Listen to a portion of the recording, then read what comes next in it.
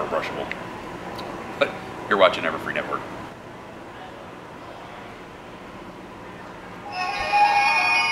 I love when you comb my hair.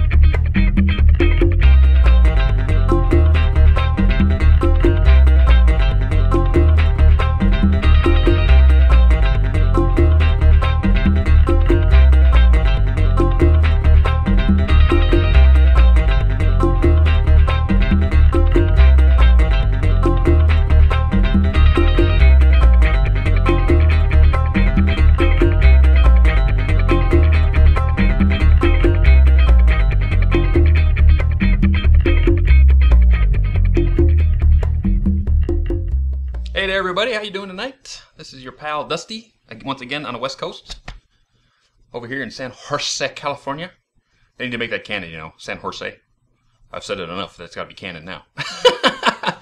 Like Vancouver, which is where our guest comes from. Our guest comes from Vancouver, California, or California, Canada. God, Dusty, get on it. And very proud, very, very humbled to have this person on my show tonight, Miss Cathy Weseluck. Cathy. Hello, Dusty. How are you? Hello. So glad to be here. Oh, welcome to the program. Thank you Vancouver, for taking time. Vancouver, yes, Vancouver, Canada. Isn't it Hoofer? Hoofer? Is it Hoofer? Heifer? I don't know. Either way, we're international. Either way, we are so international. I actually spent half an hour for the show watching the Japanese dub of Ghostbusters. You didn't? I did. Wow. Yes. That's amazing. Live feed from Japan, Channel 7. OMG. Amazing what they put on commercials over there. I bet. And the show before it is like, okay, so they got this like mascot costume and this little girl, you know, dancing with a balance ribbon, you know, like on the balance floor. And then they've got this one kid who's probably 14, 15 in this 1980s like skinny tie suit, and they put like a beetle on him and he's like freaking out, and it's like, this is a little kid's show? What's going on in Japan? Oh my goodness. You know, I'm going to have to go check that out now. Yes, right? You're going to have to, because it's live. It's live at 3:30 in the afternoon for us. Wow. On Tuesdays, I think. Yeah. Okay. So yeah, you got to check out what Spike is doing. Yeah, over there. Spike might be sleeping now. I'll have to wake him up. Spike is sleeping. Hey, I got a bunch of questions for you right here. You bet. Written by my good friend Carwin, and some from me, some from him. So here we go. Start with this. You have a huge filmography and a busy instructional career doing this. Do you ever sleep? Lately, no. Ever? Actually. No. I actually do. I'm a pretty good sleeper overall, actually, and I know some people are light sleepers. I am too a light sleeper, but I'm pretty good normally. But I have to tell you, the last while has been really busy for me. That's a great thing. But you know, life has been busy on top of it, the normal things of life, you know, too, that we have to deal with. So yeah, it's been crazy busy, but I'm looking forward to having a break in LA soon, Equestria LA coming on up. LA next week. Yes. Starts Friday. You bet. So if you aren't going, you need to go, because it's awesome. They need to go. You come and see us. Come and see us. Yep. Kathy's going to be there. I'm going to be there. Screwball's going to be there. We're going to talk to him a little bit later. Second, does it ever feel strange to you to hear your voice in so many different places, from, you know, 15 different cartoons to radio spots to whatever? Well, you know, maybe at the beginning of my career, I would have sort of thought, ew, or what, or whatever. But, you know, sometimes we don't even get a chance to see or hear the final products. Oh, really? Sometimes there's so much going on. I mean, I used to seek out all of that in the earlier days, but I mean, certainly My Little Pony and that, I do love watching it. But no, it doesn't seem that unusual anymore. I would say in the beginning when I was exploring it, and also when you hear things that are on the radio versus, say, on television or now online. There's different qualities of the production, Right. as well as, when we see like in an animation versus a commercial project, we get to see the final product with the visuals and the whole 9 yards, whereas radio commercials are just sound. So it's always interesting to see, as far as a commercial is concerned or a project's concerned, how it was mixed in the end, what music was used, all of that. So we see the final product after the fact, and it's great. Cool. How was it to hear Spike singing at that? I loved singing as Spiky Wikey. Because my background, for those who don't know, is actually music. Yes, it is. I have a bachelor music degree, and it's funny because I never expected to get into voice whatsoever. It just came about. But I hope Spike sings more in the future because I had a great time doing that, and I just love to sing. Yeah, absolutely. Let's go. You've been in the industry for a very long time, but who are some of your voice acting heroes? Well, I think I really have to say that Mel Blanc, and I'm sure everybody says this, but I really, really feel strongly about that, Mel Blanc, because he was such an icon, and he was, he basically was one of the first to break into this field and make it what it is today. So I marveled at let's just put it this way, the energy that man had. Oh, there you go. To all those characters, and to do them like regularly, and really one of the few doing it. So I would say Mel Blanc is probably, if I was to have a hero in the field, I would say he would for sure. I saw him flip between Sylvester and Tweety, back and forth. And those are two. Oh, Tweety. Yes. I think you should get away from the kitty cat, dear. Fluffer and Fluckadash. Oh, get away from my birdie. No. You bad kitty. No. I think that's a print. Print there, yeah. You have been compared to, of all people, June Foray. June Foray? Yes. Really? That's pretty rarefied territory there. How does it feel to be, a voice acting hero? And yes, you are one. How does it feel to be a voice acting hero yourself? Well, surprising, because that just surprised me. It's funny. I mean, I think it's wonderful that people, are interested in what we're doing and are following us and, love what we do, because I'm all about giving back, and I'm all about inspiring and helping people with their gifts. And so it's flattering to hear that. And I would love to, meet more of you guys out there and give you a cyber hug, because I think it's so wonderful that the fans are supportive. And if it weren't for them, we wouldn't have these shows and we wouldn't be doing this. And I feel, I'm saying that genuinely. So I'm surprised at that, and I'm actually also shocked that My Little Pony. I'm not shocked because I understand it, but it really took off so quickly that it just turned us into a head spin here. So yeah. But no, I'm proud of what I'm doing, and I'm thrilled that I'm part of this show, and I just want to encourage everybody else to pursue their gifts too. Do it. Yeah, do it. You've been featured in some of the most popular TV animation of all time: Dragon Ball Z, and Yasha, Sonic the Hedgehog, Mobile Suit Gundam. It goes back and back and back. Project Eiko. Yeah. Seiko is over my shoulder. Did you do Seiko or Eiko? I can't remember. I did Seiko. You did Seiko. There she is, right there over my shoulder. What were some of the favorite series to work on other than MLP from the Japanese animation stuff? From the anime stuff? Yeah. Certainly, I have to say Cyber 6, which was produced as a prelay kind of program. And for those who don't know what I'm talking about, that's a recording format. So a lot of the Japanese anime recording formats are where we get into the studio and record one at a time. And we see the actual TV monitor in front of us, because the show, which is usually a foreign show, this being Japanese, it's already been aired in the host country. So we're doing an English version of it. So that's called ADR to us, as far as when we refer to a recording mode. Whereas Cyber 6, that looked very anime, really is a prelay recording show. So I kind of throw that into the anime mix, because a lot of people are interested who are anime fans in Cyber 6. So she would be my first character, the first series that I did. It was 13 episodes. Everyone wished it went on. It was left as a cliffhanger. We don't really know why. But it's because I got a chance to really get a run at that character, and because she was part human and part cyber. It was one of those things you could dig into that was quite real. Nice. Other than that, I mean, all the shows, all the series I've been in have been fantastic and a lot of fun. I mean, as far as anime is concerned, I love doing Nier in Death Note. That was a lot of fun, and he was a very, very intense, Yes. internal little guy. So, very, very real. And it was a challenge for me because, I had to make a decision as to whether he was a genius, whether he was partly insane, what drove him, this kind of stuff. So another series, Death Note was another one of them. But Dragon Ball Z and Young Trunks and Chiatsu and even Gundam Wing Gundam Wing you were in, yes. Black one of the Lagoon. Dorothy Catalonia, yep, Garcia in Black Lagoon. Inuyasha, I had smaller roles in Inuyasha. I believe I'm getting them all mixed up. I believe it was Ayumi that I played. Yep. And I'm playing a lot of moms in these shows too. It seems to be. You do play a lot of moms in this show. One of the shows that I grew up with that I did not know that you worked on, the reboot was actually Kim with the White Lion. Oh, yes. Yes, because I actually grew up with the original Kim with the White Lion when it first came over. It was dubbed into English and then shown on black and white TV in Detroit back when I was in grade school.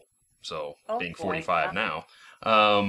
Yeah, one of my favorite programs ever. And knowing that you had played on that show is like, oh my God. Yes, we've done. I've told this before, but we've played a variety of animals. We've played potatoes. We've played, fruits and other vegetables, drain pipes. You name it. Did you actually see the original Kim with the White Lion before doing that? No, Really? I didn't. No. And that's part of what happens when we have ADR series, because they come up quickly. Just like any audition, we don't have time, really to research them or to borrow. Sometimes we do. Most of the time with ADR we don't. And so we rely heavily on the time we do have to do that, and also just the director and the script itself. So sometimes actors are on the fly, especially when we're doing ADR work. Yeah. Because sometimes if we go in individually for ADR work, sometimes the characters of the lines that come in before or after us aren't even recorded yet. So we have to come in cold to just the lines that we're doing. Wow. It's amazing that they're as good as they are when you don't have people to act off of. Right. Well, it takes some training and just doing it a lot to be able to anticipate, and then have the director guide you from there. Yes, it's called practice, people. You bet. Get in front of a microphone and practice. Okay, we've had a lot of voice actors on our show, and most of them are really lovable nutcases. They really are. They're a family. Yes. Are there any stories or anecdotes from recording, not actually tipping off the guilty, that you'd like to share? Well, I don't know about anything in particular. I mean, I can't think of anything that stands out per se, but excuse me, I think that what I would say is that it very, very much is like a family. It really is. And I remember a show we did a very, very long time ago called Conan the Adventurer. Ooh. And I know, we're talking ancient. And I played huge Conan fan. In one of the episodes, I played an evil older sorceress named Sivoka, and it was this kind of voice, and she was very old, and she was evil, and she died and they pushed her into a volcano, or she fell backwards into a volcano and died. Okay.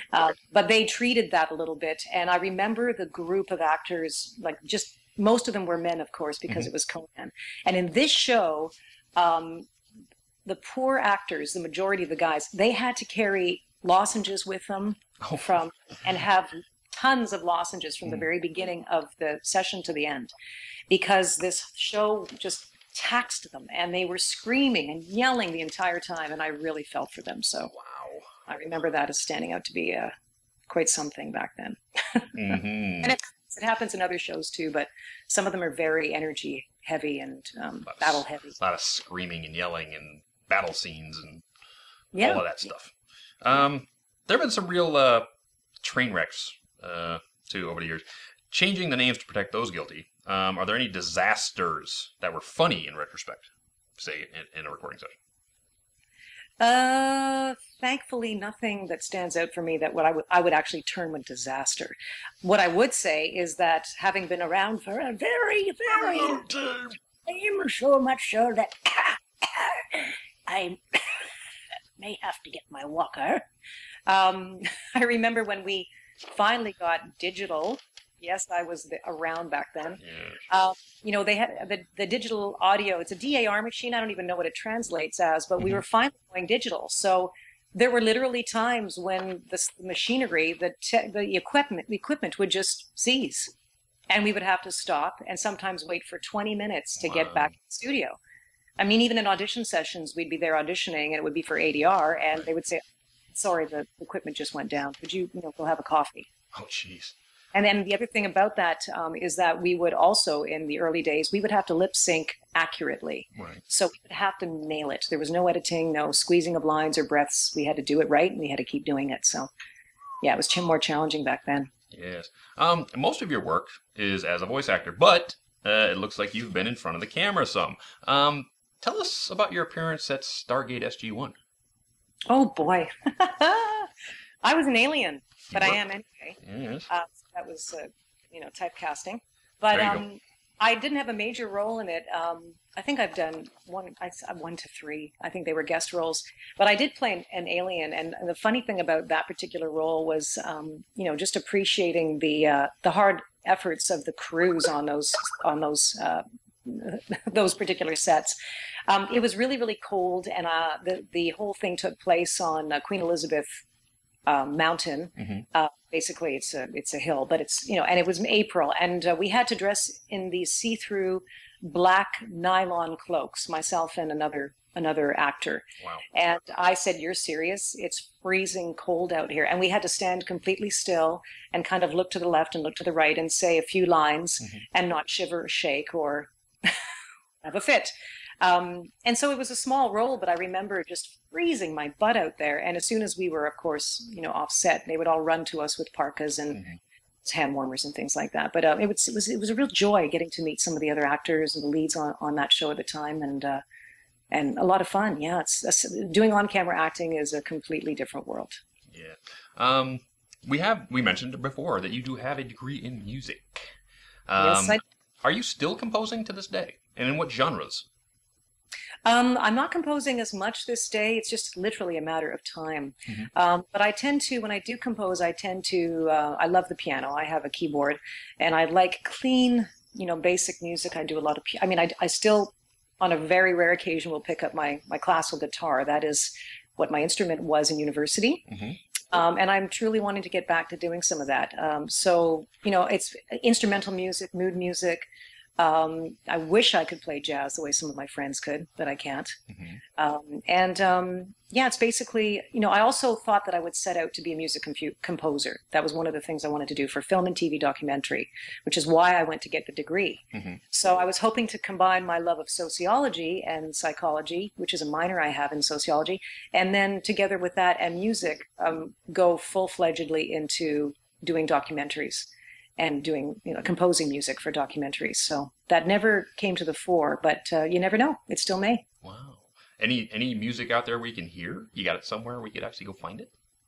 Oh, you would need to get the dust rag out and do it dusting again. They're pretty obscure. Nothing I think I would want you to hear due to quality. But hey, Kath, I sing, So if you want to lay down a track and send me a couple lyrics, we can do something. Oh my gosh! Do you want to do something a cappella right now? I don't know. What you got? I don't know. Dare I try? We'll think about it. There is a convention coming up. We can do it there. We can do it there, absolutely. And then we can live stream it. Yeah. You know what? We can do that. I'll bring a camera. It looks like Friendship is Magic isn't the first My Little Pony show you were on. No, that's right. My Little Pony Tales from the early 90s lists you as the music director for the singers in the show. So bringing that education back around. How did that come about, and what was that experience like? Well, I had come out of CBC before that. Just around that time, I have been an associate producer for CBC Radio Music in Vancouver here. And I just came, fresh out of that contract, and so had the skills, I guess, plus my background degree to be able to do some music directing for the show. So you know, when I was doing some acting at Ocean and still doing some part-time work, I think at that time at CBC, because I went from full-time and then I chose to just do some part-time so I could do other things. They said, hey, Cathy's got, you know, the training here. You know, let's get her to do some directing, some music directing. So I was thrilled about that. And, you know, My Little Ponytails was, as you probably know, for any fans that want to go back and look at that, a very, very different show. It was geared to tiny little children. There were more boys as regular characters as well. In fact, I believe Brad Swale was one of the ponies. There was Jesse Moss was in that as well. Willow Johnson, Kiara Zani was in that. So it was a wonderful experience to be able to work with my fellow actors and then be able to use my directing and music experience. And also really great to work with the directors from LA. So yeah, that was wonderful to be able to combine all that. Awesome, cool. Speaking of voice direction, you're also a highly experienced professional voice acting instructor, as it were. Can you name some of your best students and where we might have heard them before? My best students? Oh my gosh. You know what sometimes happens? I tend to get blurred because they all start to bleed and I can't even recall. So I'm hesitant to even say, because it's been so long. But I can tell you that I remember, I mean, I really, there's a list in my mind, but then I go, how long did they, it's a blur. I've been teaching for 20 years. So, you know, I think Kirby Morrow was one of them. I can't even remember. Cool. But I'll tell you, it was casting. So I'm going to hesitate because I don't want to be incorrect at this point. It's been a long journey. But also, as far as the casting and directing, which is what I did, I remember when the Dobson brothers first got into it. And that was a lot of fun because they were brand new to it and they did really well. And it was fun to watch them grow and change and develop through the course of things. So, yeah, definitely some of the veterans came. And Lee Toker, I basically, you know, feel great about encouraging him to get into the business. He was one of the guys that I had heard his voice, and I encouraged to get into it. Interesting. And we all know and love Lee and his. Yes, we do. Yeah. It's pretty common nowadays for roles in which a character is a very young boy to be voiced by an adult actress. Why do you think that is? That it's a rare thing? No, it's pretty common nowadays. You know, It is pretty common, yeah. So why do you think it's so common? Well, in fact, I can sort of answer that, I think, with some confidence that there are shows where I think directors want to make sure that the boy voice will not change during their series. So if they see it as being a long run or potentially a long run, then they basically, you know, they want to make sure that they don't have to recast midstream. So that's one thing. The other thing is that a lot of directors and clients want to get as authentic as they can with the role of a child. And so there's many cases where we, adult women, don't have a chance to come in on that session because they do want to be so authentic. So it depends on the client, it depends on their need, it depends on the authenticity of the sound they want, and also probably the energy of the cartoon. If it's a little bit more cartoony, there's more likelihood that some of us will come in on it too. Right. So those are the reasons, I think. Oh, cool. It's not just voice acting that you teach. You also instruct in narration of audiobooks, narration itself, and voiceovers for commercials. What's different about those aspects of voice work compared to, say, animation? I would say commercials and narration are kind of cousins because they're more conservative in their reads, and the clients just want you to sound as yourself. Whereas in animation, you have a gamut if you can do it. Animation is just far more energized. I always train my students that to do voiceover in animation is to try to think of it somewhere, if you've been an actor, somewhere in between theater acting and television performance. And then there's a variation of energy there. But you have to come to the microphone, whether it's commercials, narration, animation, you have to come to the microphone as a voice performer at a certain level. So I'm talking at this level to you right now. If I were on mic, this would be the basic level I'd be at. I can't talk any lighter than that. And I shouldn't be screaming either. So you tend to find like a sweet spot in a tennis racket where that needs to be. But it's more conservative commercials and narration. They want truly to just hear you as you, Whereas animation, there's a variety. And I want to say to everybody out there that, don't not think of getting into animation because you may feel you don't have a cartoony range. A huge portion of successful voice actors in animation use their natural voice as moms and dads and students and human being drawn characters. So it's really an important area. Cool. We'll talk after because I've actually wanted to talk to you about that. Oh, okay. Myself. Friendship is Magic really seems to have connected the voice talent with us, the fans, more closely than any other show I can think of, and has made people think about the work that goes into voice acting more and more.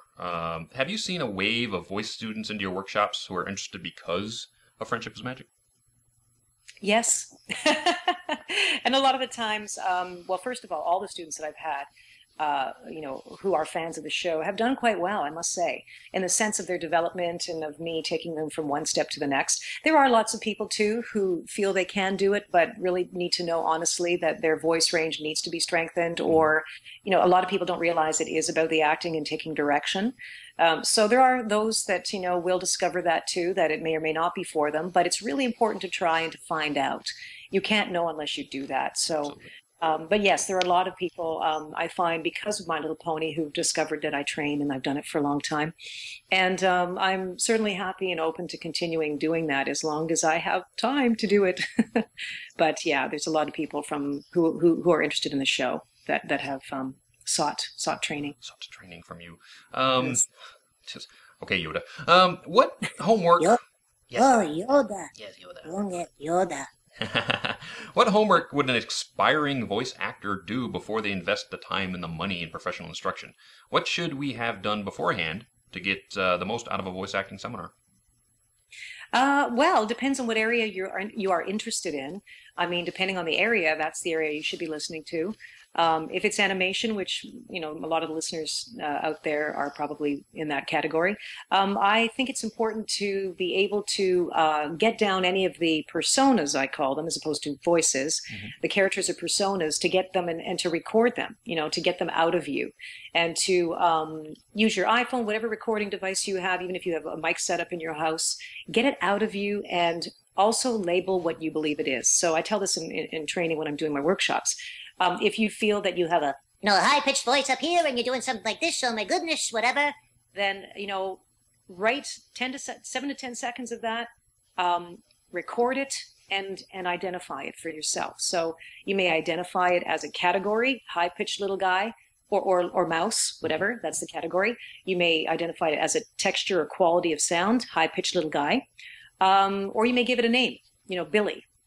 It's important that new students do that because when you get to doing your auditions, you need a way to condition yourself to remember your characters and call them back. So that's what I would say first off for animation.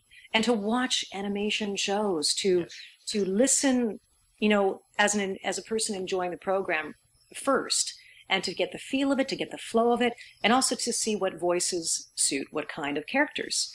To see the naturalness of the performance, to know that clarity, energy, making it visual, taking direction are all in my opinion, the more important elements.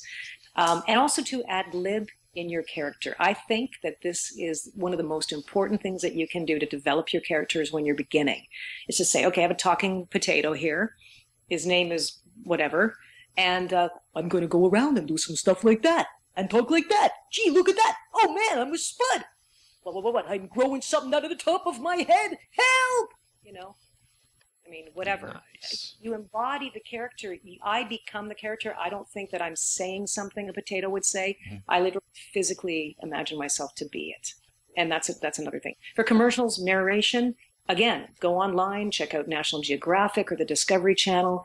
Listen to the naturalness of the read. The quality of it's really, in narration, you are the tone painter of the piece. You're secondary to the visuals, but you are the one that sets the tone. Commercials, you got 30 seconds, sometimes 60 seconds, sometimes 15. You got to sell that product, whether it's natural or in your face. So those are things you start to learn. In a short time here, that's, there's so much to say about it. So I'm trying to point it, but there's a lot. One of the best advertising campaigns ever. Snap into a Slim Jim. You can have 15 people do that. You have a professional wrestler to a skateboard guy to anybody. And it's like in and out, 15 seconds. And you know what that is. Yep. You have an hour booking for a commercial, and if everybody's on the page, clients, engineers, talent, boom, you should be in and out in a half an hour, 20 to 30 minutes. Awesome. Yeah. Let's assume someone has put together an awesome portfolio of voice. What's the next step? What can you tell us about the business side of the voice acting? The business side.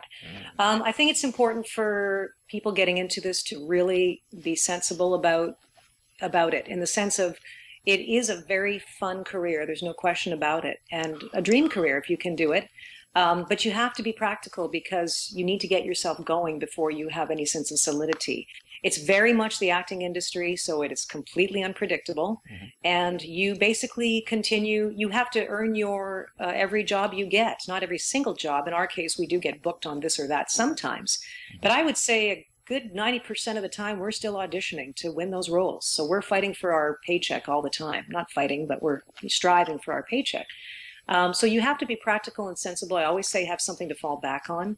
I love teaching. I love, training, psychology, sociology. I love the study of human nature. And part of that is teaching. Part of that is acting. So if there's something that you're natural at that you can do as well, it doesn't matter what it is, and that you enjoy doing, let that be something you do on the side, or let that pay your rent and your bills, and then you can start to explore. Nice. And you know what? Take the time and care before you go into making the demo and jumping in, because it does cost money. Yeah. And I think it's important too that just even your friends, even people like you, the public too, let them say, no, you know what? That's Cathy. That's not a boy voice. It's a freaking talking crow. It's a female crow too. There you go. Okay. So that happened to me in the earlier days. So. Really? Oh, sure. I thought at the very beginning, when I wasn't doing boy voices, I'm like, oh, I want to try the boy voice. And I'm doing this weird stuff. And my friends are like, that's really nice, but that's not a boy. Yes, it is. No, it's not a boy. It's a crow. And it's female. I'm like, no, it's not. Yep. Is it possible nowadays to break into voice acting if you don't live anywhere near the TV production hubs like Hollywood, New York, or Vancouver? Home studios can only, once you're established, what about a newbie? Can they actually work from their house nowadays, or do they really have to be somewhere where production houses are?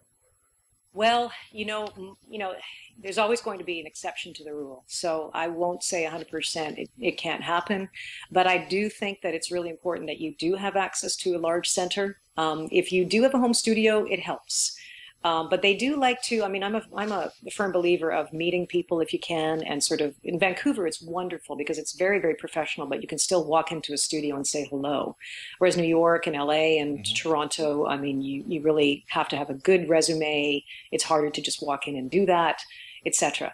What I would say is that it's important for you to, establish your characters, your voices, your demo, well, because that's going to be the ticket into the industry. If you're very, very good and you've got a good demo, it's going to make it easier whether you're on site or not. So I think the demo is really the key. And but can you do it? Possibly. But I think it's important for people to be realistic, that they want you to be basically established if you're going to be doing it from your home, if you're going to be doing it elsewhere. Yeah. Cool. I've got a few questions here and only a little bit amount of time before our commercial, so I'm going to pick some of the ones here. Sure. Let's talk about Spike. Sometimes he comes off as this little young kid, and other times he seems to be the only adult in a room full of ponies. Do you adjust your performance on how to suit Spike relating to the others depending on the scene? I adjust him when we get a new script. That dictates what happens for all of us, and how that character interacts with each other. So it's brand new when we get the script, and when we read through the script, we see what's generally going on, and then get a sense of what's generally going on, so we can prepare that. But then we always have to be open for the other actors to pull something funny or to take it this way or that way, so that we can listen and respond in that fashion. So it is new, whatever is going to happen to us in each scene, but it also depends on the acting around us. Now, of course, I don't have Tara Strong with me, so that seems to be a problem. You know, I'm how you have such a great rapport with the Twilight character where you're not even in the same country. I know. It's Seems funny. to be weird. It is. It's just, you just get used to that, and also the experience that we've had, over the years. You just know how to do that and presume it. But again, it's the assistance of the director as well, and letting us know what's going on. And plus, we, now having met Tara, now having heard some of the shows, you do get a real sense of the other character too, and you can almost sort of presume what they're like getting to know best friends or friends in general. The more you get to know somebody, the more you get to know their quirks, their flow, what they're like. It's the same sort of thing. Nice. Spike has had quite a few episodes of his own now in which he was the star. Owl's Well That Ends Well, Secret of My Excess, Dragon Quest, Spike at Your Service, Just for Sidekicks. That's a bunch. Yes. What do you think of those episodes, and which were your favorites? I think that Owl's Well That Ends Well will always be my favorite because I'm a big suck. And I know it was a classic back and forth thing with him and the owl and, who. But it was just such a cute show. And I think it's because it gave me the first real chance to be able to be in Spike and have him go through some emotional challenges. Right. So because of that, I tend to like that one in particular. And, the fact that he was rejected and, he even went to the extent of having a dead mouse and all this business and going off on his own. But the other ones were wonderful too. I mean, Just for Sidekicks, I loved that I got to sing a little bit again there in sort of a cappella and, sort of the antics of him having to try to manage everything, get as many gems as possible. Yeah, I would say, Owl's Well That Ends Well and Just for Sidekicks, Spike at Your Service were probably my favorites. Nice. Is Spike doomed to heartbreak with Rarity? Doomed? No. No? What are you talking about, man?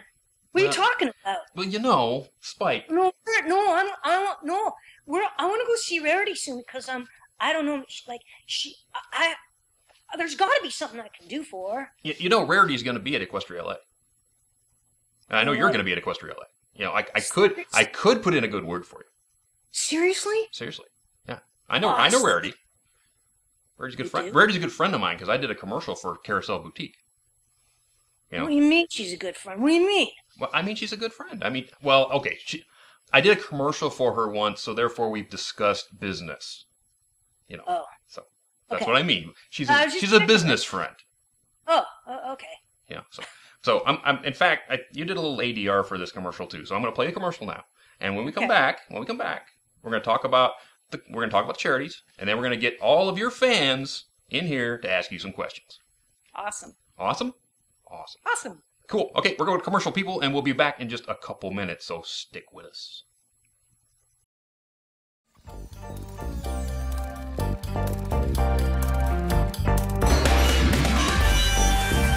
Since the beginning of time, the elite of Equestria have longed for pony fashions that truly express the essence of their very souls.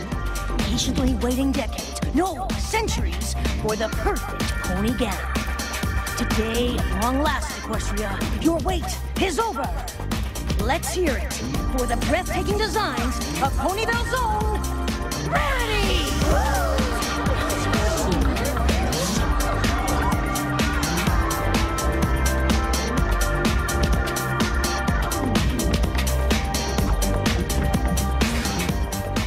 Certainly, Spike. All your ponies, be sure to visit the shop in Ponyville. For the rest of us, be sure to pick up the t-shirts, the bags, or even the posters from WeLoveFine.com. That's right, WeLoveFine.com for all your pony needs. And remember, Carousel Boutique, where every fashion says chic, unique, and magnifique. Mwah. And we're back, and that's right, ponies. You can go down to Carousel Boutique because Rarity has that spring sale going on all of her winter designs. Where? At Carousel Boutique. You know where it is. Where? In Ponyville. Right Oh.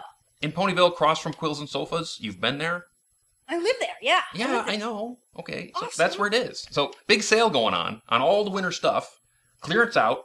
Get ready for next year. Winter wrap-up just ended. But, get ready for next year. So all you ponies can go down to Carousel Boutique and pick up everything you need. But all you humans, You need to go down to WeLoveFine.com and get all of your pony swag that you need. We Love Fine will also be at Equestria LA next weekend with all the pony swag, including this shirt that I got for my lovely girlfriend for my birthday, which is Camelot Alicorns. The only thing, guys, is supposed to be on the back. Okay? Motorcycle Club patches are on the back of the shirt. I love the shirt, but... And we're back. We're back. Yes. We're going to go into charities now. So, everybody remembers last week, Amy Keating-Rogers was here, and her charity was College View School, which is the school her son Soren's going to. So, that drawing is going to happen in 2 weeks. This is the midweek, so let's remind you what you're going to get if you win the drawing. You get this lovely bag from Hot Topic with all the ponies on it. You get the Hot Topic cover of Rainbow Dash and Scootaloo as Daring Do. So, you get the comic. You get, digging in the box, we got Derpy.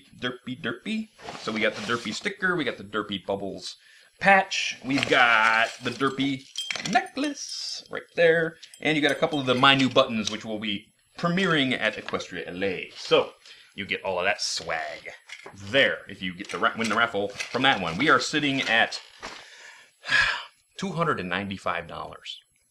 Now, I'm going to say something that I don't normally say about my viewers, but I'm highly disappointed in you.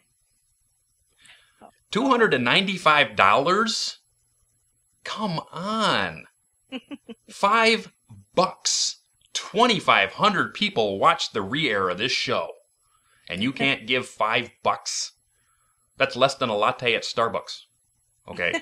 So, true. I want to see that jump. I really do. Because that is paltry. Okay? Poultry? Paltry. Not only do you get the stuff in that bag, but you're going to get a signed script page from Amy herself. And that's not worth $5. $5. Now that is awesome. That's awesome. Okay? So, I want that. Let's get on it. You're going to have 2 weeks because we're not going to have a show next week because I'm going to be at Equestria LA. So we have plenty of time to get that to a decent number. Okay, I want to see a decent number when I come back from Equestria LA. But we're going to go forward now. Forward to Cathy Weseluck's charity. And hello. Again. Yes. So Cathy's is the Canadian Senior Artists Resource Network. That true? Yes. So that organization actually helps senior citizens in the Canadian community who are artists with getting anything they need to continue to be artists later in their life, like their rent or things like that, so they don't have to worry, and they can actually culturally bring Canada up, so they don't have to worry about getting paints or getting things like that. So it's a very wonderful charity that is out there, and the prize for that one, okay, is another bag. These are pretty cheap, so I'm using the bags to hold all of the swag prizes. So, in this one, a little different this time, we've got socks. Yes, I said socks. Ponies and socks go together. So, this is... Hello? Yes, this is a pair of socks. Actually, it's 2 pairs of socks. It's Rainbow Dash and Derpy. And then you got... Hey, Spike, I got Rarity's Cutie Mark here. No way. Yeah, Rarity's Cutie Mark is a patch. That's awesome. No way. Way? And then I got Rarity as a necklace. Does right she there. know about that? Does Yeah, she know about that? She does. She's getting a cut of this, I believe. She's getting a cut of this. And you get the buttons, the new buttons that are going to go to Equestria LA. But you also get this Rarity Brushable right here. So that's in the bag.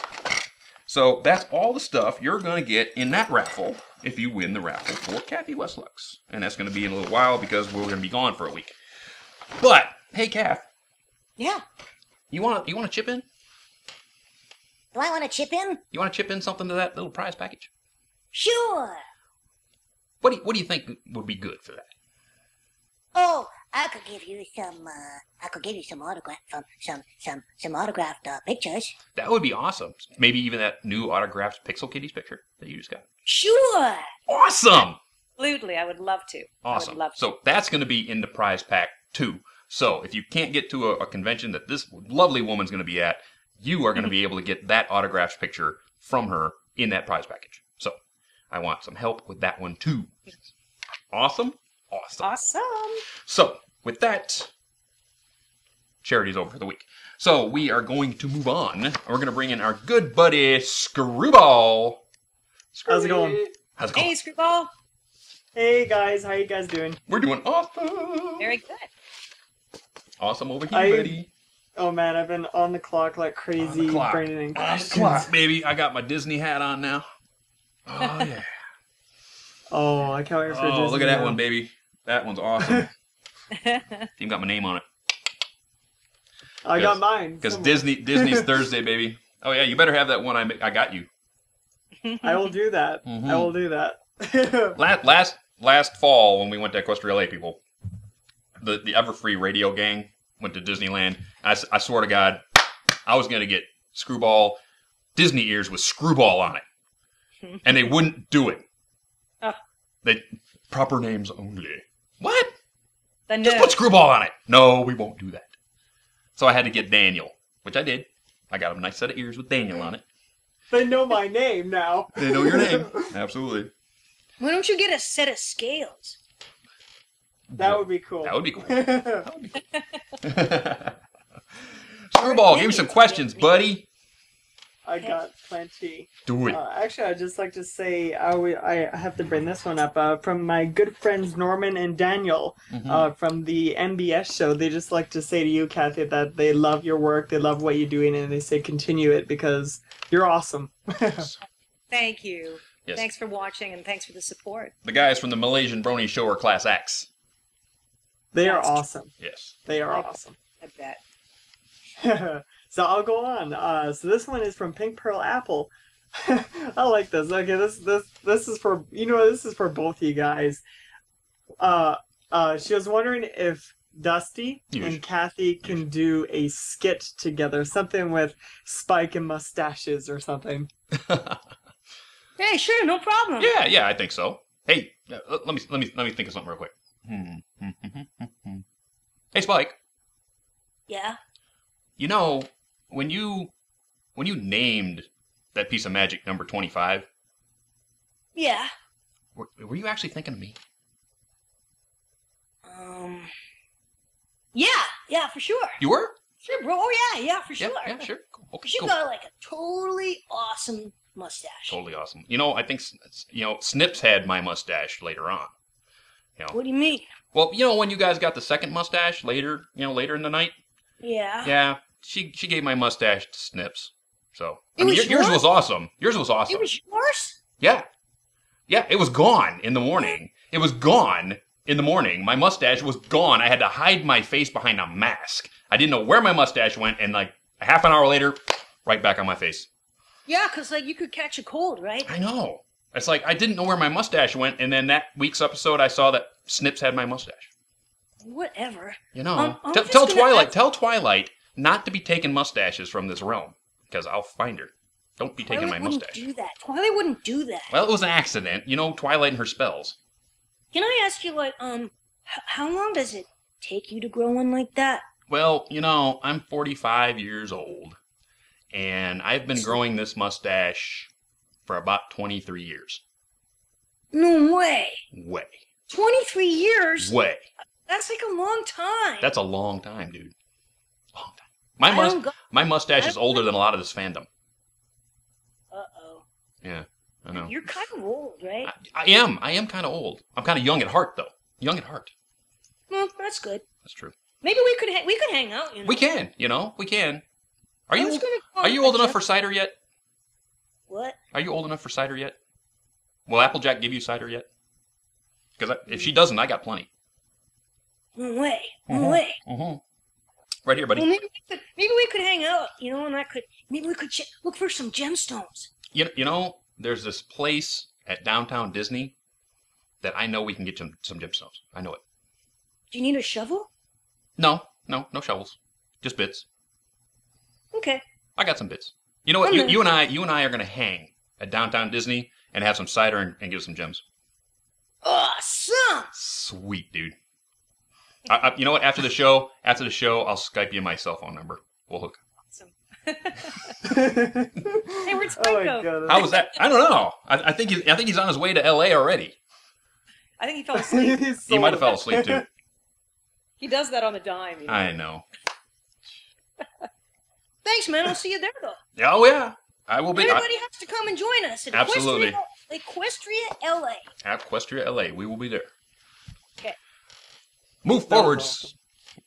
Ever onward, never straight. Let's go. So this one is from Firemain for Cathy. Is there a character that you would like me to carve for a charity auction? Something like this. Is there a character? Oh, well, whoever you would love to carve. I mean, sure, Spike would be great, but you know, I like Gummy too. You know, I like Gummy. Gummy's cool. Gummy's cool. Yes. Oh, you know what? Why not create an original one? There you go. There's That a would be challenge. awesome. There's a challenge. There you go. Someone who might be Spike's new best friend. Yeah. There has to be some animal we haven't touched yet in Equestria. Yep, there has to be. Yep. We got beavers and we got squirrels and we got manticores and we got, chickens that turn you to stone. What about a platypus? There you go. What about A platypus. a platypus? Or you can make a couple platypi, right? Yeah. Or a sloth Oh yeah. hanging Yeah, from a you tree. could- Right, yeah. I don't think Rainbow Dash would like that as a best friend, though. Do you? No. I think if the sloth was in with all those animals, I don't think Tank would have had a chance. That's what I'm saying, right? Maybe he'd be kind of jealous too, right? Maybe. I think so. Next. So this one is from the Andy Mack for Cathy. We all know writers have to avoid fan work like the plague, but what about actors? Have you ever taken a sneaky look? A sneaky look? Sneaky look at fan sure. fiction. I mean, I'm a fan of art and in general, and I'm liking to try my hand at oil painting. That's one thing that I'm interested in. But I mean, ever since My Little Pony: Friendship is Magic took off the way it has, I cannot believe the explosion of art and music too. I love both. So I say keep it up, and I am blown away by some of the work that's out there. I've had some wonderful people do art for me, and I just meet new people all the time at these fan conventions. I love going to Artist Alley and seeing all the new versions and drawings, and it's fantastic. So there's so much talent out there, and I say keep it up. I can't wait to get to Equestria, LA to see some of the new things, too. New stuff, yes. Yeah. It's always something new. Yeah. So this one's from Callow. Question for Cathy. Out of all the voices you have done, inside or outside of MLP, which would you prefer the hardest one to pull? Which one would you consider the hardest one to pull off? I think... Well, the voices that I would say are the hardest ones to pull off are probably the ones that are the hardest ones to sustain when you're doing a long run of it or you're screaming. So in that case, that's why I would put it in that category. I would say an anime character that I did a long time ago called Shampoo and Ranma 1/2 was challenging because I had to scream as her constantly, and it was way up there. So, Hi-ya-rama! Rama, take shampoo to a date! She was crazy, and she was up there all the time, and Nuts. and that was a challenge. And there was another one, a character called Fidge in a show we did called Marioku. Can't even say it. And he was a nervous Nelly, and the show was about wishes and making sure wishes got to through children's dreams and etc. And Oh, Marioku! Oh no, Marioku! We're doomed! We're so doomed, Marioku! and try to do that for hours and hours and hours. We did more than one episode, more than 2 episodes a day. And I thought I was going to keep it, so that would be the other one. So this one is from Problems, is the actual name. Problems, no, solutions. Solutions. So the question for Cathy. How difficult is it to sing in Spike's voice? Not difficult at all for me. I love it. I've had practice, I guess, doing other boy voices before and having sung in them. But it's not difficult in general at all. as long as I'm in the range that Spike's in, you know. The other thing that makes it a little easier is that when we're doing a character like Spike versus a real person speaking, you can actually, you know, speak some of the words too, depending on what's going on. When I did the other little rarity character that was actually a unicorn in another show I did, I think it was called The Runaway Rainbow. I had to sing as her too, and oh my gosh, she was like sliding into flower bushes and jumping up and doing circles, and I had to have the storyboard in front of me to be able to see what was going on. And because it got so complex, we had to literally say some of the words and couldn't sing the whole thing. So, but Spike's no, it's a good range for me, and it's a fun range, and I hope to do more. Yes, I hope so too. So this one is from Double Two. Question for Cathy. Do you think Rarity knows how Spike feels about her? Cathy does. Spike doesn't. Spike thinks he does, but oh, you know, I think Spike thinks that she knows and hopes that she knows. But I think she does know based on that one episode, but long ago when he sort of tried to confess it as he was falling. You know, but she's Rarity to me is just so self-focused that it's difficult to get her off anything, you know, except for her fashion things. And although when she comes to doing good for other ponies and things, she does refocus. But I don't think she's that concerned at this point. Not with Spike, anyway. Not with Spike, anyway. Next. Oh, so this one is from Web and Tolerate. Question for Cathy. On Black Lagoon, you voiced a character named Garcia. Why did you decide to use the same voice for Spike and MLP? I'd just like to say that you also used the same voice in one of my most favorite characters, Dennis from Kid vs. Cat. Yeah. Well, it's more of these boy voices. It's more of a bass that's the same. If you do listen carefully, there are, of course, alterations and differences in the personality and also in the energy and also in the realness of the performance, their quirkiness. It is basically a base area that I can work from. But some of the characters are slightly older. Some of them are more insecure. Some of them are quirky. Some of them are intellects. And so I have to play them a little bit further and bend that way.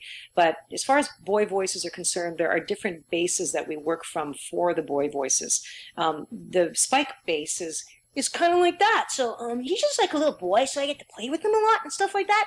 Whereas Dennis is more, he's older, and he's Coop, the cat, Mrs. Munson. There's similarities, but the way I have to play him is he's more intelligent. He's a bit more internal. Of course, Near is very, very real, performed. So it just depends. It is the same base, that is true. But then I can also expand that. I can go to a more rounded boy. I can go to a chubbier boy. I'd put more weight on him. I'd start talking like that if I get more, are you gonna eat that? And I don't know, or I can go into here, and x squared to the power of 13 neutrons is 4. If I were to take that formula and put it into a different code, we would have a completely different situation. That's a character, cartoony boy voice. So age matters. I did something called Ubos, the Ultimate Book of Spells, where I did several young characters, and one of them was an older boy, so he was kind of like the brother, right? So get off my back, you jerk. No way. Ah, shut up. You're such a jerk. Oh, yeah? You want to see me do that? Get out of here. Go! This kind of thing is older. All of a sudden, Andrew Francis is in the room. What happened there? Younger Andrew. Younger Andrew Francis just stepped in the room. Yeah, I would never get his texture, though. Well, I guess I'd have to trash my voice a bit to get there, but anyway. We don't do that. No, seriously. There are certain cases where if I've been talking a lot in my natural voice, then I have a narration at the end of the day where I wish I had my bottom end range, which is very nice in the morning. Right. Sometimes what I do, this is just my little technique, is I'll start to do a lot of high-pitched boy voices, and I'll sort of scream, not to hurt myself, but I will scream and yell in a very high-pitched cartoony voice, which oddly brings me down into a warm, natural placement of my own voice. So sometimes I have to do that to get there fast. The warm, natural James Earl Jones voice. Yeah. the very first episode I watched My Little Pony was actually Ghostbusters. So right on the dot, when I actually heard Spike's voice, I'm like, you know what? I recognize that voice somewhere because I was a huge Kid vs. Cat fan before MLP. So when I heard that, I'm like, Skipsy, pause. I have to figure out who's that voice actor. We did a Wikipedia search, and like Cathy Weseluck, oh, I know that name, and then so I kind of went fan crazy. And sort of sold right there. We're just trying to mess with your mind, right, Screwball? Pretty much. But yeah, I just like say thank you because, like most people, it's because the pony. Because the ponies for me was because of that little baby dragon. Oh, hey, no worries, bro. I'll do anything for you. Yeah, just let me know. Awesome. Sounds good. So I'll go on to the next question. Yes. So this one is from Azzy. Where did I put it? To Cathy, how has the Brony phenomena affected you and the voice actors you know? We can't sleep. No. Ever. We can't sleep. We can't act. We can't eat. We can't do anything now. Lies. Well, for me personally, because of the, just my background and what I'm interested in, human nature and sociology. And when I say sociology, I think I need to be clear that I don't have a PhD. I'm not a professor.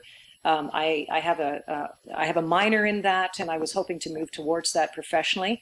But it's my sort of hidden passion and my love, and I just find human nature fascinating. So. Yeah, it's you got me on another trail. I'm just thinking. Can you repeat the question? Because I'm going to go into another direction, but I want to tie it in.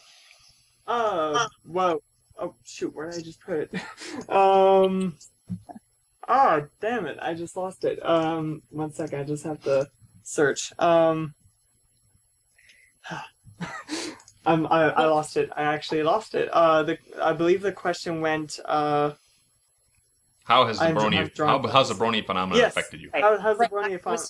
Thank you. I was going to go to another, there's so much to say about it, so I want to keep it as concise as I can. But basically what it's done for me personally, because of the background and the interests that I have, is that it's made me really, really sit up and pay attention, because I find it fascinating, the phenomenon of it personally, because sociology is about the study of community and how, and families and how we sort of operate within our own families, a nuclear family, but the outside world. And this has created a community without even trying. There's been no conscious effort to do so. It's simply happened viscerally. Mm-hmm. So what is it, is my question, that's caused this?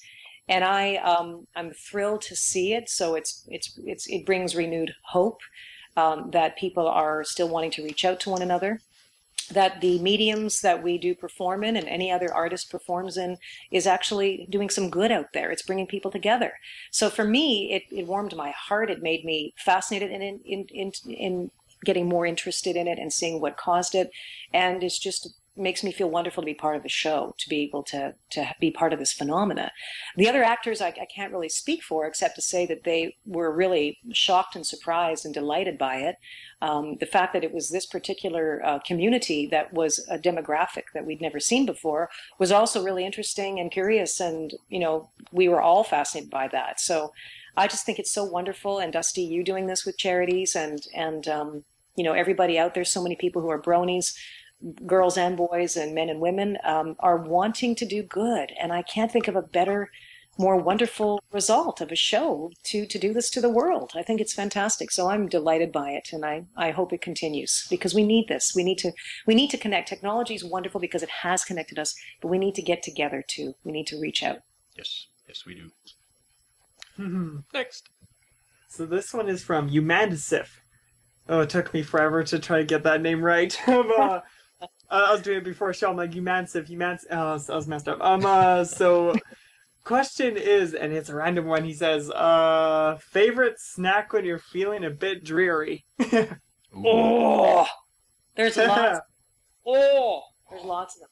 I think everybody knows this about me now. I do like my chocolate. I do. Chocolate. I'll probably reach for a chocolate. Well, I sort of have gone on about dark chocolate Milky Ways, which I really love because we can't get them in Canada. Uh, but I do like regular chocolate. I think that's my thing I reach for. You know, I've got one that's You a do? reverse of that because I grew up in Michigan, where I was close enough to actually see Ontario from my house. You could, yeah. Good, yes. So my favorite candy from Canada is Smarties. No, it's not. Yes, it is. Candy coated chocolate. I'll trade you. Those are good. Yes. You bring me some boxes of candy coated Smarties. I'll bring you some dark chocolate Milky Ways. You got a deal. Deal? Deal. Dusty, I'll bring some too. Yes. What's exchange for me? You'll stay on the show. Yay! Okay, Kath. I got you one. Okay, I gotta say too that there's nothing like a piece of hot pizza at night. I don't know, 11 yeah. o'clock, grab a slab of pizza. Sometimes I'll make some popcorn, this kind of thing, and cheesies. I have to confess, once in a blue moon, I'll go for those puff cheesies. Oh, yes, But that's it. I grew up I've making heard fried egg sandwiches. A glass of wine is good too, once in a while, or a hot cocoa. Yeah. I like hot chocolate. Yep. My dad taught me fried egg sandwiches. Really? We used to call them Denvers. Really? My dad's like, he taught me how to make fried egg sandwiches with Miracle Whip and Wonder Bread.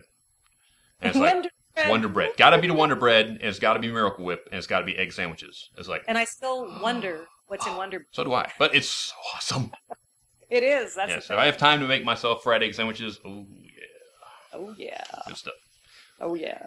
I'm a huge popcorn fan. I just had a bag of it yesterday, and butter lovers for the win. No, I like toasted sesame bagels, Oh.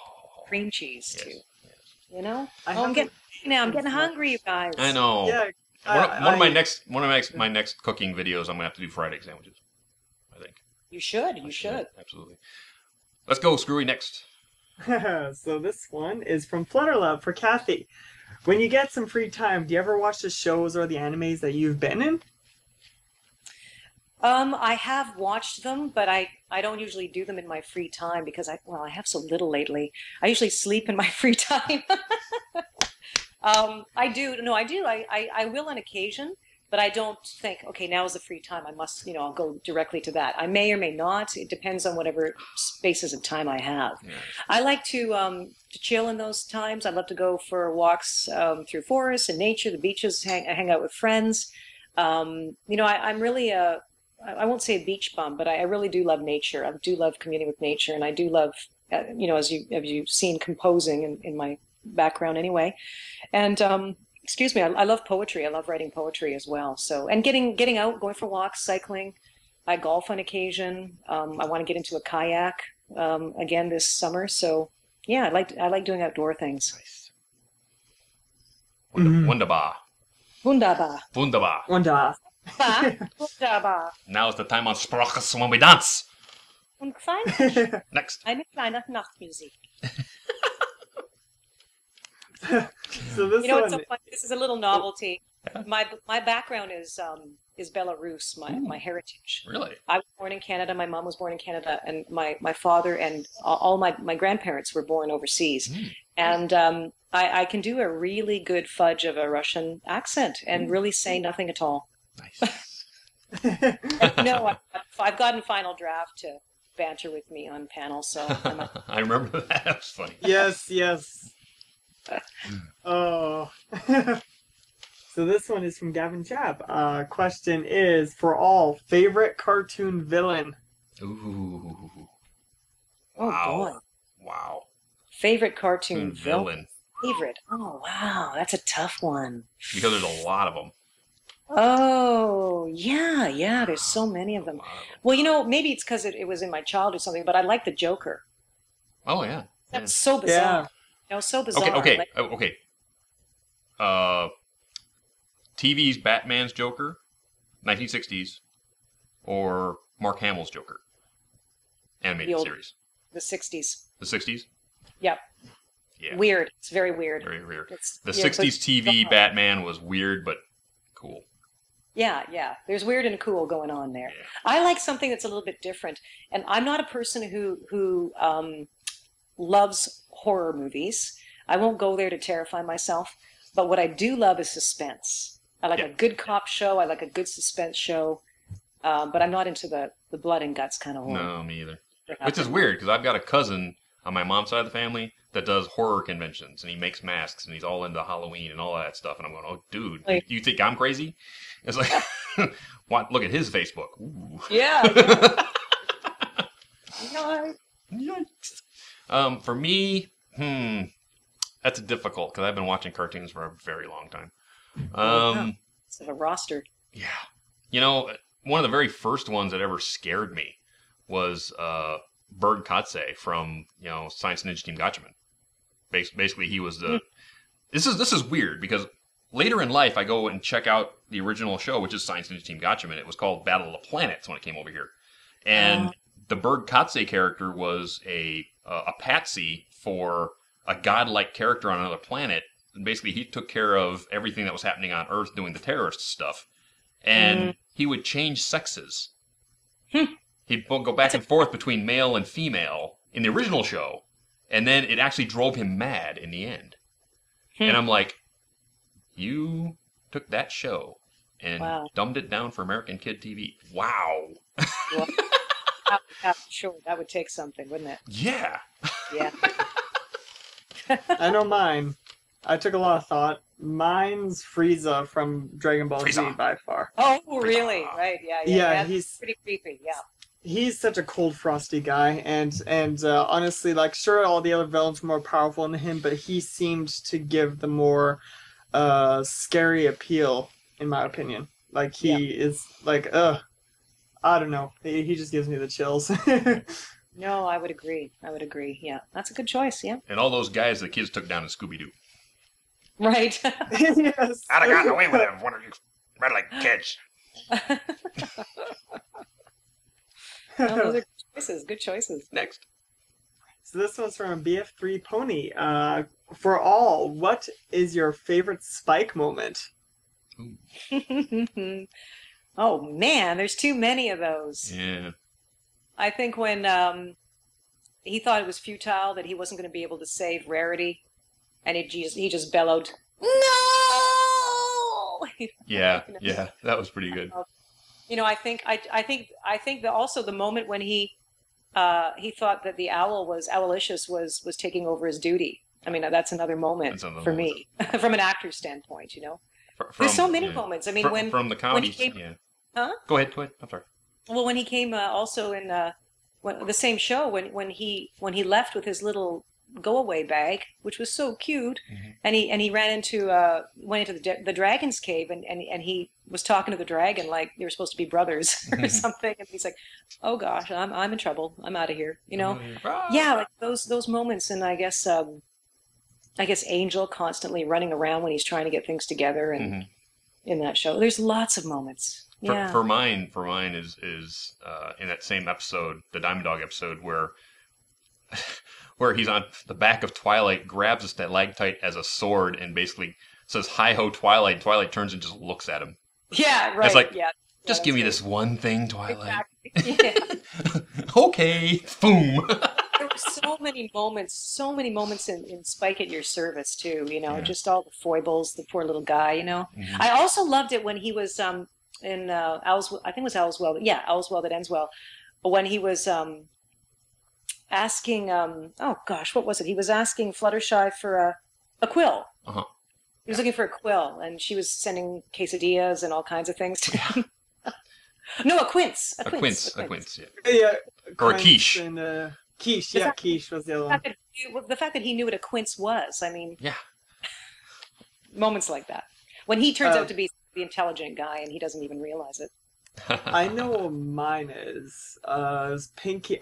is Pinky King? Yeah, it was Pinky King. They're going over to see if there was something wrong with Fluttershy at the bog, and it's like, what if she explodes? And it's like, really? Just explodes randomly? What if she explodes and then she explodes again? Can you do that? Can you explode twice? Yes. Yeah. I always laugh all the time, every other time. Yeah. That and zombies? Zombie bodies? Zombies, yeah. I loved it when he just, out of the blue, he goes one of the earlier shows, he just goes, "Rude much?" I love it. Those little moments, Dude, you know. Yes. Much. Dude, that's creepy. And Carradine just corrected me. It was Cesar Romero in the 60s. Oh, okay. Cesar great. Romero. Wonderful Yeah, actor. Karen. Hi, Karen. Thank you, Karen. Can't wait to see you, Carradine. My second in command, Carradine. Yeah. Yes. Oh, okay. Thank you. Next. I'll move on to next. So this one's from where did I just put you? Oh, here we go. This one's from Titty Rubskin. Question: do you all think Equestria Girls would be entertaining, appealing to the adult bronies as a regular MLP show, or will it be way more geared towards just for little girls?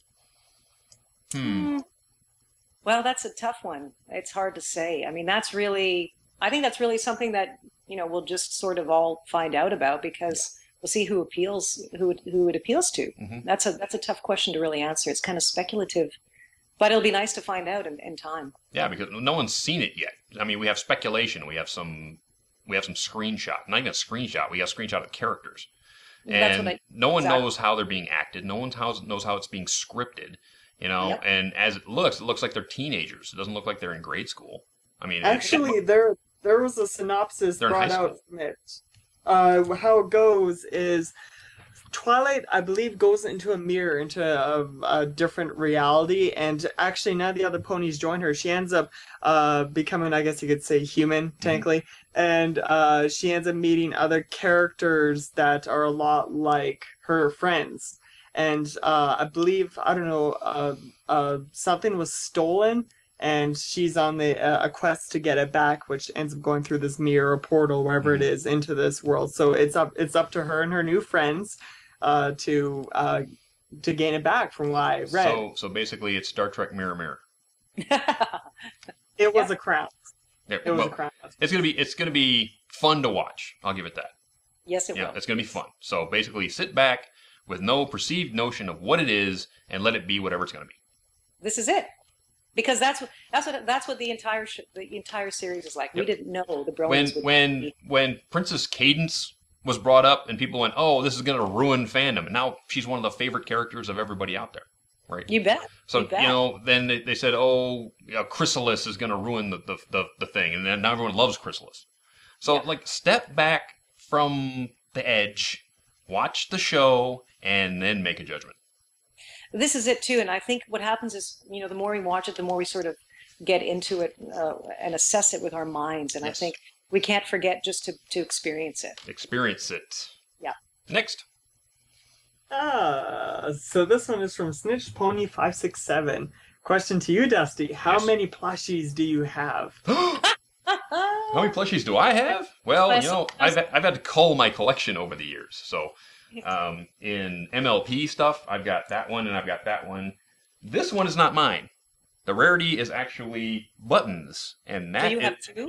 No. Well, I've got Rainbow Dash and Pinkie Pie from Build-A-Bear. Okay. Then I've got Rarity, which was donated to the show for a charity, which will happen in the future. And then this one right here, which is Princess Celestia, has just arrived from very good friends of ours. Brain not working. But she like got my letter. See? Princess Celestia, you're watching Everfree Radio? She got the letter and she just showed up. White Dove. White Dove made this one for Carradine, and that showed up this week. So beautiful work. Oh my god. I love White Dove's work. This is a White Dove, and she's Carradine's, and she came to live with us. So you have a plushie. You have a plushie ranch. I have a plushie ranch going on, yes. Yes. Woo! Actually, kind of on topic, Glittering Pony just wants to ask you, Dusty, if she can have your Celestia plushie. Please, please, please, please, please. No. It ain't mine. It ain't mine to give, okay? It's Carradine's, not mine.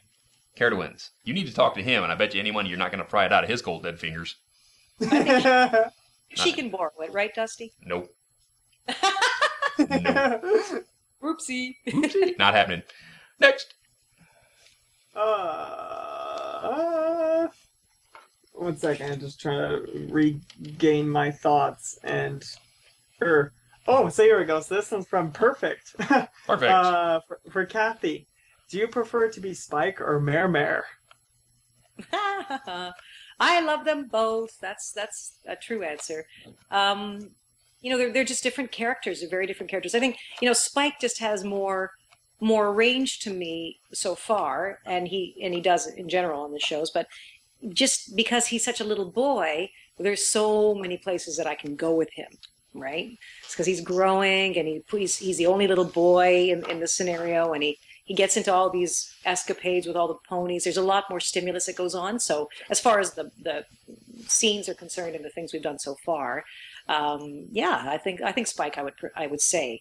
But Mare is a lot of fun to do, and she's a completely different position. She's my own natural voice, slightly souped up.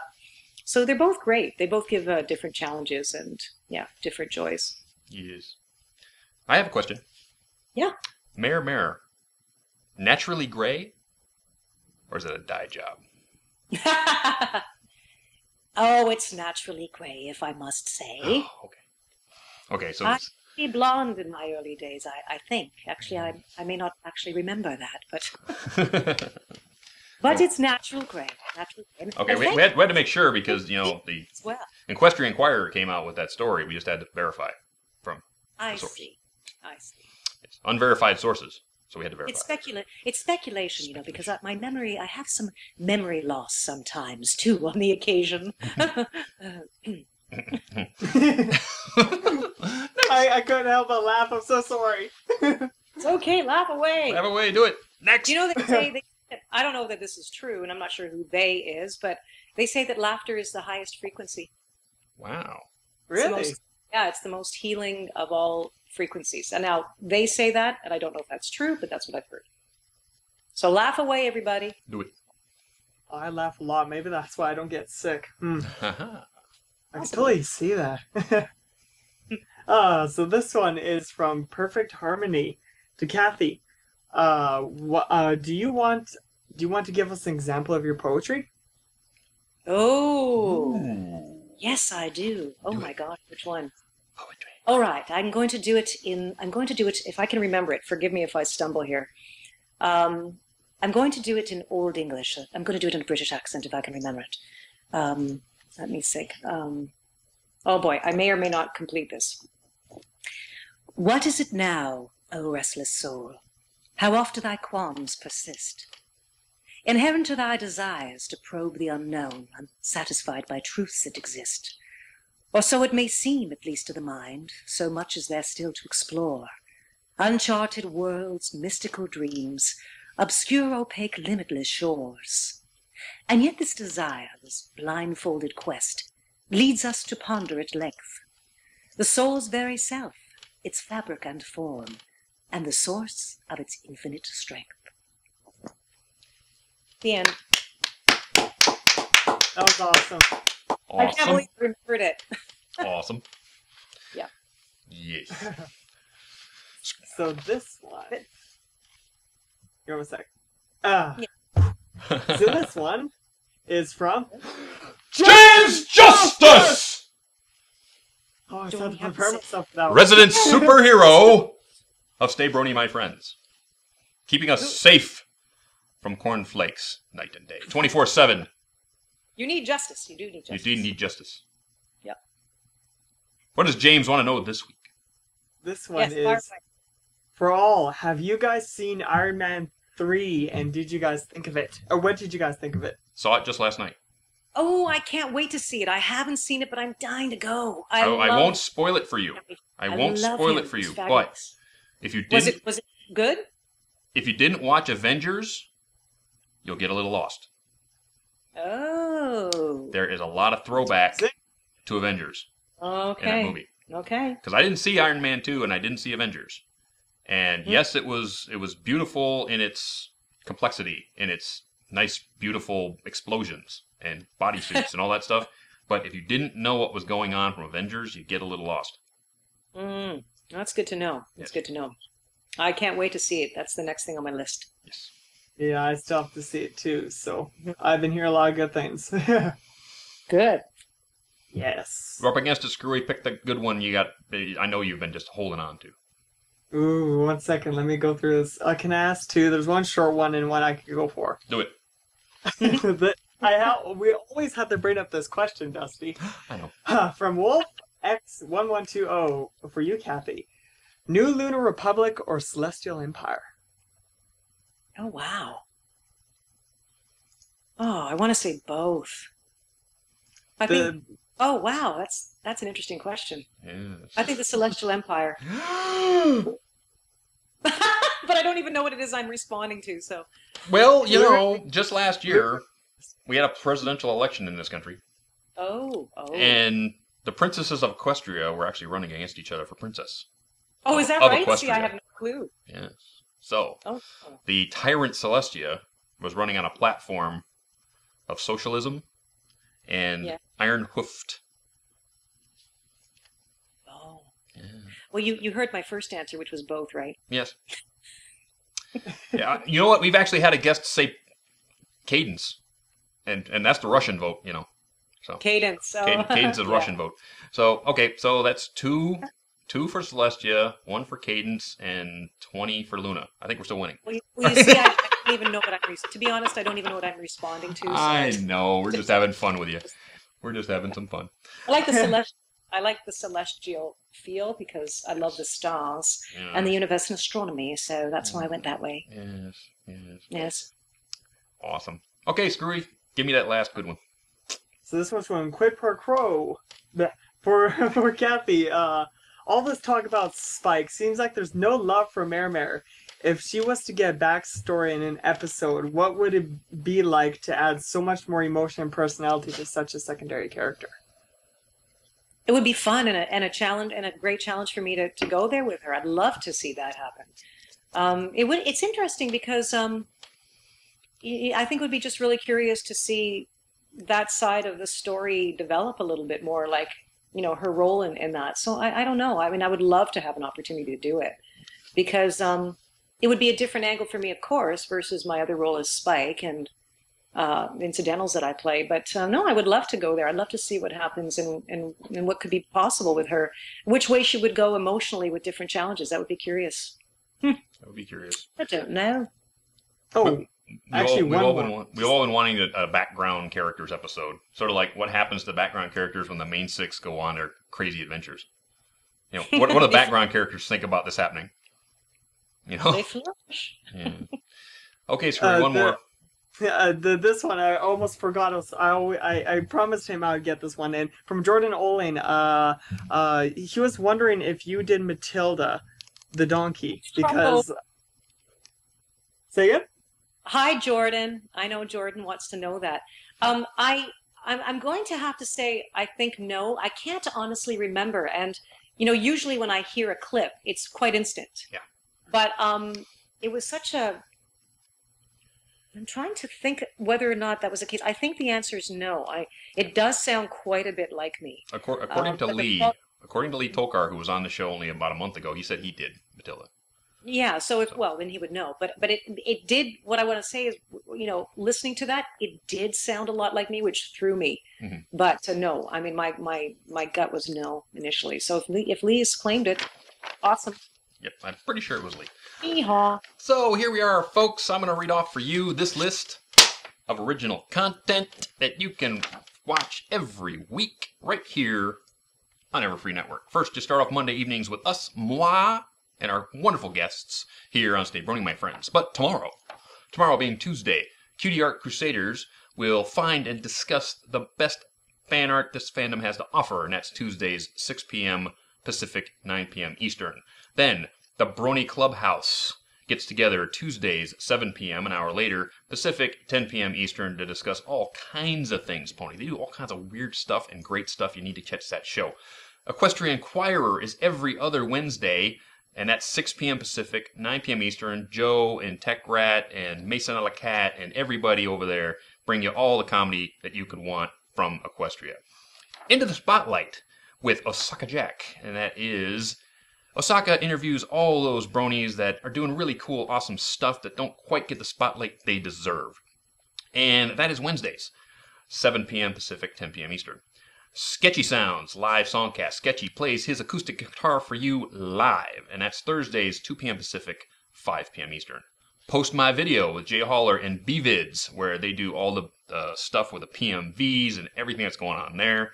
And that's Thursdays, 5 p.m. Pacific, 8 p.m. Eastern. Brony Breakdown with Saber Spark and Palu is on a hiatus, but normally would be Thursdays, 7 p.m. Pacific, 10 p.m. Eastern. And as soon as Equestria LA is over, I think they're going to get back on it because he's trying to get that wonderful movie they're working on ready to go. Lunar Republic Takeover over on the radio side, where Nightmare Moon herself takes over the radio side of this programming nation and plays your songs, your requests, and that's Fridays, 3 p.m. Pacific, 6 p.m. Eastern. Mixology with the DJ One Trick, the house techno show with DJ One Trick, that is Saturdays, 5 p.m. Pacific, 8 p.m. Eastern. Saturday Night Songs with Michelle Krieber and the Krieber Clan is Saturdays, 7 p.m. Pacific, 10 p.m. Eastern. Won't be this week. Why? Because we're all going to be in Equestria LA. So, skip this Saturday after. Blue Screen Bronies, which talks about gaming, all the gaming stuff that's going on in the industry these days. That is Sundays, 5 p.m. Pacific, 8 p.m. Eastern. And then Pegasisters Live. With the Pegasisters, we'll do just about what me and Screwy do around here, but from the Pegasisters' point of view. And that is 7 p.m. Pacific, 10 p.m. Eastern on Sunday. So there's a big, long list of excellent programming that you out there can come back and watch every week. Sounds great. Isn't it? So with that, we are up against the end of the show. And I would like to thank everybody for coming out, everybody coming out to the show and checking us out. I'd like to, again, thank Everfree Network, Derpy Hooves News, Round Stable, all the guys down at everywhere. I mean, all you guys coming to check out what's going on with me and Screwy and the show is just awesome. You know, I'm amazed that you guys come and hear me blather on every week. It's been really great, Dusty. Oh, thanks a lot, Cap. Thanks for coming. It's a pleasure. It's great talking to everybody out there, and thank you, fans, for your questions. And let's stay brony, everybody, and keep it going. Stay brony, my friends.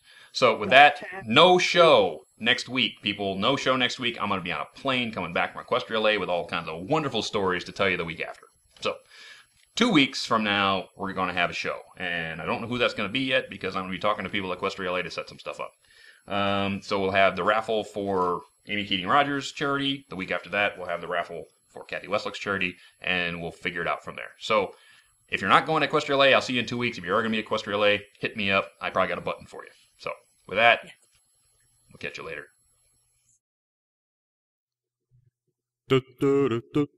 Good night, sweetheart. Well, it's time to go.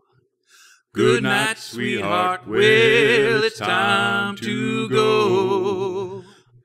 We hate to leave you, but we'll be back soon. Good night, sweetheart. Good night. Good night, sweetheart. Good night. It's funny. I mean, I think it's wonderful that people, are interested in what we're doing and are following us and, love what we do, because I'm all about giving back, and I'm all about inspiring and helping people with their gifts. And so it's flattering to hear that. And I would love to, meet more of you guys out there and give you a cyber hug, because I think it's so wonderful that the fans are supportive. And if it weren't for them, we wouldn't have these shows and we wouldn't be doing this. And I feel, I'm saying that genuinely. So I'm surprised at that. And I'm actually also shocked that, My Little Pony, I'm not shocked because I understand it, but it really took off so quickly that it just turned us into a head spin here. So, yeah. But no, I'm proud of what I'm doing, and I'm thrilled that I'm part of this show. And I just want to encourage everybody else to pursue their gifts too. Do it. Yeah, do it. You've been featured in some of the most popular TV animation of all time: Dragon Ball Z and Yasha, Sonic the Hedgehog, Mobile Suit Gundam. It goes back and back and back. Project Echo. Yeah. Seiko was over my shower. Did you do Seiko or Echo? I can't remember. I did Seiko. You did Seiko. There she is, right there over my shoulder. What were some of the favorite series to work on other than MLP from the Japanese animation style? From the anime stuff? Yeah. Certainly, I have to say Cyber 6, which was produced as a prelay kind of program. And for those who don't know what I'm talking about, that's a recording format. So a lot of the Japanese anime recording formats are where we get into the studio and record one at a time. And we see the actual TV monitor in front of us because the show, which is usually a 4. Cool. How was it to hear Spike singing at that? I loved singing as Spikey Wikey. Because my background, for those who don't know, is actually music. Yes, it is. I have a bachelor music degree, and it's funny because I never expected to get into voice whatsoever. It just came about. But I hope Spike sings more in the future because I had a great time doing that, and I just love to sing. Yeah, absolutely. Let's go. You've been in the industry for a very long time, but who are some of your voice acting heroes? Well, I think I really have to say that Mel Blanc, and I'm sure everybody says this, but I really, really feel strongly about that, Mel Blanc, because he was such an icon, and he was, he basically was one of the first to break into this field and make it what it is today. So I marveled at let's just put it this way, the energy that man had. Oh, there you go. To all those characters and to do them like regularly and one of the few doing it. So I would say Mel Blanc is probably, if I was to have a hero in the field, I would say he would for sure. I saw him flip between Sylvester and Tweety, back and forth. And those are two. Oh, Tweety. Yes. I think you should get away from the kitty cat, dear. Fluffer and Fluckayash. Ooh, get away from my birdie. No. You bad kitty. No. I think that's a print. Print there, yeah. You have been compared to, of all people, June Foray. June Foray? Yes. Really? That's pretty rarefied territory there. How does it feel to be, a voice acting hero? And yes, you are one. How does it feel to be a voice acting hero yourself? Well, surprising, because that just surprised me. Lately, no, Ever? actually. Nope. I actually do. I'm a pretty good sleeper overall, actually, and I know some people are light sleepers. I am too, a light sleeper, but I'm pretty good normally. But I have to tell you, the last while has been really busy for me. That's a great thing, but life has been busy on top of it. The normal things of life, too, that we have to deal with. So, yeah, it's been crazy busy, but I'm looking forward to having a break in LA soon. Equestria LA coming on up. LA next week. Yes. Starts Friday. You bet. So if you aren't going, you need to go because it's awesome. They need to go. You come and see us. Come and see us. Yep. Kathy's going to be there. I'm going to be there. Screwball's going to be there. We're going to talk to him a little bit later. Second, does it ever feel strange to you to hear your voice in so many different places, from 15 different cartoons to radio spots to whatever? Well, maybe at the beginning of my career, I would have sort of thought, ew, or what, or whatever. But, you don't even, sometimes we don't even get a chance to see or hear the final products. Oh, really? Sometimes there's so much going on. I mean, I used to seek out all of that in the earlier days, but I mean, certainly My Little Pony and that, I do love watching it. But no, it doesn't seem that unusual anymore. I would say in the beginning when I was exploring it, and also when you hear things that are on the radio versus, say, on television or now online, there's different qualities of the production, right, as well as, when we see, like, in an animation versus a commercial project, we get to see the final product with the visuals and the whole 9 yards, whereas radio commercials are just sound. So it's always interesting to see, as far as a commercial's concerned or a project's concerned, how it was mixed in the end, what music was used, all of that. So we see the final product after the fact, and it's great. To get on it. And very proud, very, very humbled to have this person on my show tonight, Miss Cathy Weseluck. Cathy. Hello, Dusty. How are you? Hello. So glad to be here. Oh, welcome to the program. Thank you for Vancouver, taking time. Vancouver, yes, Vancouver, Canada. Isn't it Hoofer? Hoofer? Is it Hoofer? Heifer? I don't know. Either way, we're international. Either way, we are so international. I actually spent half an hour for the show watching the Japanese dub of Ghostbusters. You didn't? I did. Wow. Yes. That's amazing. Live feed from Japan, Channel 7. OMG. Amazing what they put on commercials over there. I bet. And the show before it is like, okay, so they got this like mascot costume and this little girl, dancing with a balance ribbon, like on the balance floor. And then they've got this one kid who's probably 14, 15, in this 1980s like skinny tie suit, and they put like a beetle on him, and he's like freaking out. And it's like, this is a little kid show. What? What's going on in Japan? Oh my goodness. You know, I'm going to have to go check that out now. Yes, you're going to have to, because it's live. It's live at 3:30 in the afternoon for us. Wow. On Tuesdays, I think. Yeah. Okay. So yeah, you got to check out what Spike is doing. Yeah, over there. Spike might be sleeping now. I'll have to wake him up. Spike is sleeping. Hey, I got a bunch of questions for you right here. You bet. Written by my good friend Kerwin, and some from me, some from him. So here we go. Start with this. You have a huge filmography and a busy instructional career doing this. Do you ever sleep?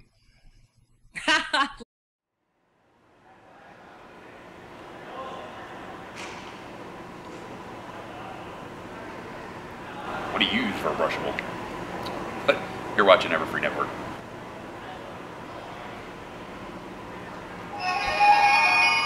I love when you comb my hair.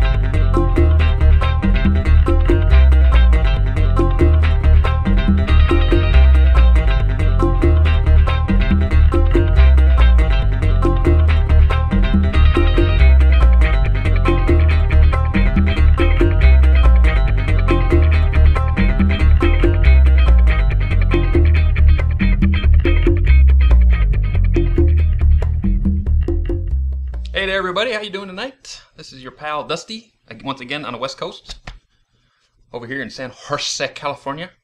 They need to make that canon, San Jose. I've said it enough. That's got to be canon now. Like Vancouver, which is where our guest comes from. Our guest comes from Vancouver, California, or California, Canada. God, Dusty.